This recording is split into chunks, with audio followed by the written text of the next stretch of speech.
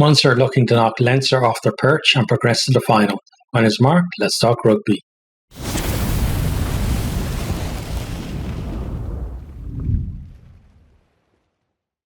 Leinster versus Munster is the second of the URC semi-finals.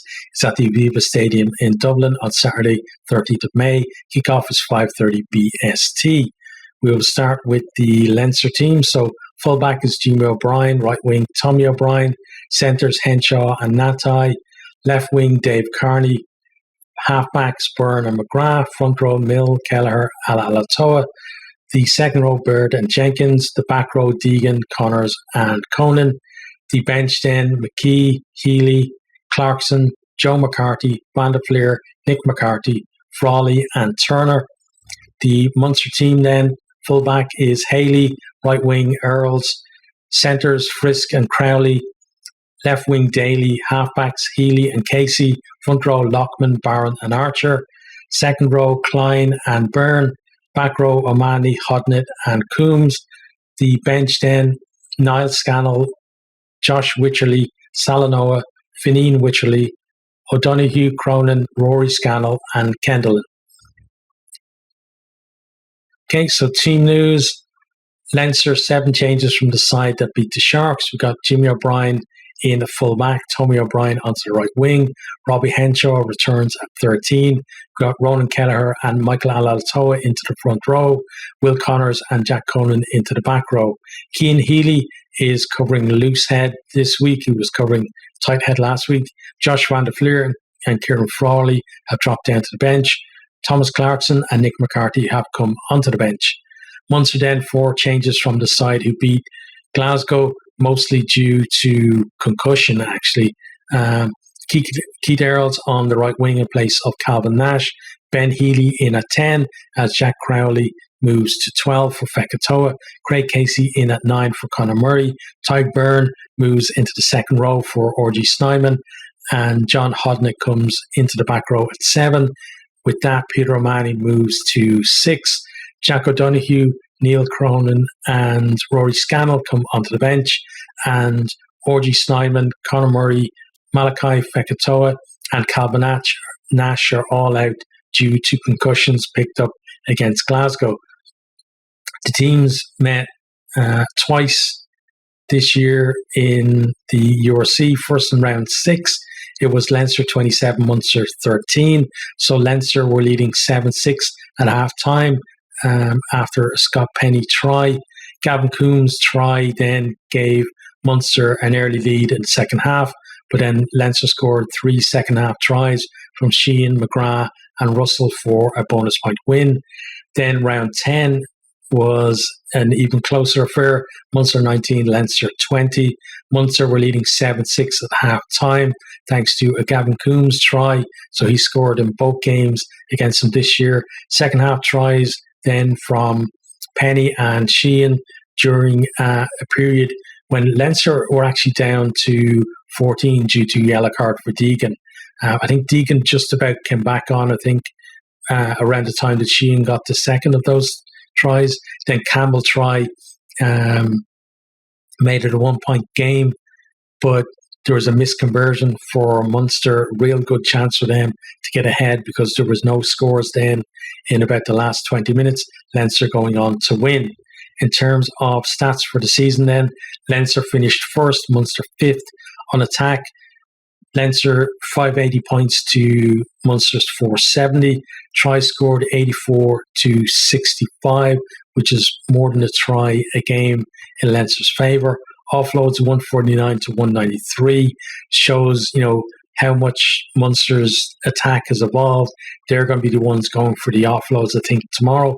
Meters gained 7,231 for Leinster, 6,659 for Munster. Munster are going to have to make that stat very close, I think, tomorrow to have a chance. Defenders beaten is actually very close, 333 to 327. Clean breaks 118 to 89. So Leinster making more clean breaks, but then tries per clean break is very close, 0.71 to 0.73. So, both teams kind of know how to finish their breaks off. So Munster definitely going to have to limit the number of breaks they concede in the game again to have, I think, a chance. Defence, points conceded 363 to 357, so fairly comparable on defence. Tries conceded 40 to 47. You see, Munster really are mean when it comes to opposition crossing the try line. Gonna have to be mean again tomorrow. Tackles made then 2,836 for Leinster to 2,661 for Munster. Tackle success 90% to 88. Leinster are going to have to maintain that good tackling success, I think, against Munster, because that Munster attack is pretty potent, and they won't want to have them break the line. Totals tackled missed then 287 to 330. Turnovers lost 219 to 220. I think breakdown is going to be very competitive with the back rows that have been selected. Kicking then, total kicks at goal, so from the tee, 97 to 83. Penalty score 10 to 15. So Munster, the more likely to take the 3 points and move that scoreboard on. And it wouldn't actually be a bad tactic in a semi-final to do that. Conversions 63 to 48. Neither have scored a drop goal this season. What's the bets on somebody coming up with a drop goal to clinch this one if it's tight at the end? Kicks from hand 439 to 380. So Leinster like to kick the ball a little bit more. We know Munster like to keep the ball in hand. Kicks retained 89 to 79. So I think both teams are going to be competitive in the air. Munster, having to bring in Keith Earls for Nash, but Keith Earls, he does know how to compete in the air. So that's going to be interesting to see how that goes. Kick meters then 13,356 to 11,083. Leinster going to look to kick long and keep Munster in their own half if they can, but again they're missing that big left boot of James Lowe, and that might affect their success in that area. In terms of discipline then, 8 yellow cards to 9, so both teams staying on the referee's good side this season. Red cards, 1 for Leinster and none for Munster. Penalties conceded 196 to 189. I think winning that penalty count is going to be fairly important. But I think if Leinster can keep it fairly close, they should still be able to produce enough to give them chances to win. Scrum offences then 52 to 49. We've seen both scrums, under pressure, but also responding well to the pressure at key moments. So that could be a decent area to look out for. Line-out offences 10 to 5. Both teams guilty of this one thing. I think Leinster more than any of the other Irish provinces. But the whole thing of you put the ball in, guy catcher gets it, and then the lifters go immediately in behind them and give away a free kick. Leinster have done that on a number of times, a number of occasions this season. Going to have to sort it out and not do it again in this one, because it could, strip them of momentum at a crucial time. For the line-out overall then, line-outs won 207 to 203. Line-outs lost 39 to 39, so very, very close there. 84% success for both of them as well, so that I think is going to be on a knife edge. Line-out steals 19 to 25 with Peter O'Mahony in that Munster line-out. What's the bets him getting up there and nicking a crucial line-out, or maybe even more than one. Scrums won then 89 to 79. Scrumming percent 90 to 91. Scrum penalties won 18 to 13. So Leinster more likely to, when they feel they're on top, to keep the ball in and look for the penalty. But compared to other teams, both generally try to get the ball out and play it rather than look for the penalty. The quarterfinals then, Leinster beat the Sharks 35-5, conceded that early Grant Williams try, which, that guy's just got gas, really. But then they took control and not really in much danger once they got themselves a couple of scores ahead. Munster beat Glasgow 14-5 at Scottstown. That was the first Glasgow defeat at home since January 2022 when they lost to La Rochelle.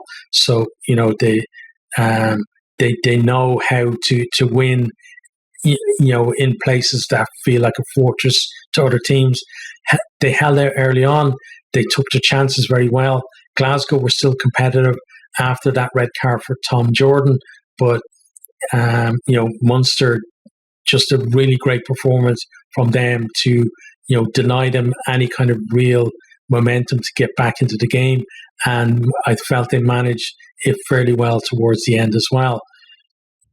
In terms of what the two camps have been saying, so just there was an announcement actually from Leinster, actually from Dave Carney, saying that he's going to leave at the end of the season.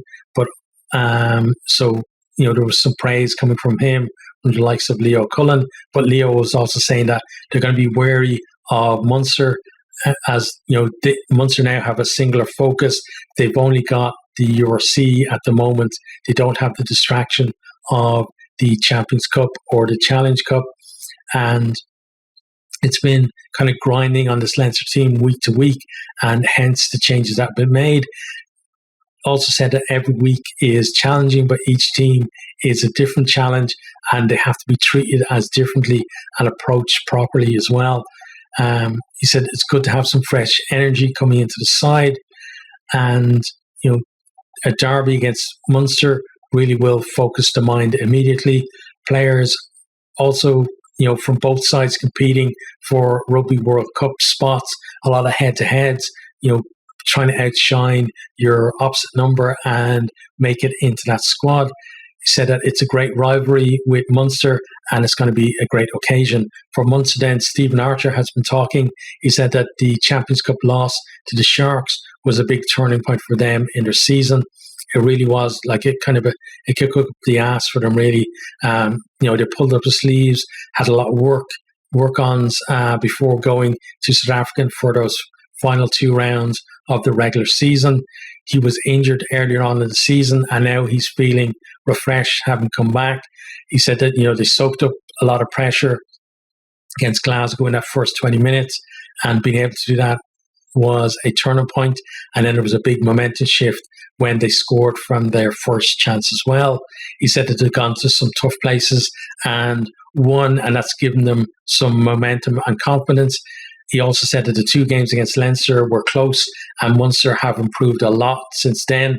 Also acknowledged that Leinster have also improved, but he feels that they've got a chance and they're looking forward to the challenge. In terms of my opinion, first of all, I just want to say best of luck to Dave Carney. Not as famous as his brother Rob, but still a great servant for the province. In terms of Leinster then, I think more changes, and obviously not their best 15 being picked. It's a risk, but I do understand why they're doing it. And I think Robbie Henshaw coming back is going to be absolutely massive.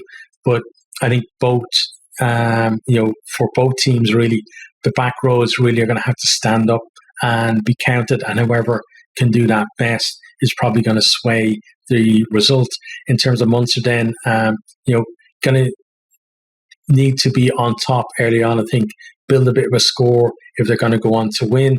Peter O'Mahony being available is absolutely huge for them. That guy, he's such a great competitor, and it's not just that he's such a great player, it's the fact that everybody around him, he lifts their game as well just by him being there, and he's such a great leader, and also he loves the niggle, and he knows when he gets under somebody's skin, and maybe he's going to be able to do that to the Leinster back row as well and put them off their game a little bit. But Munster, they are an improving team.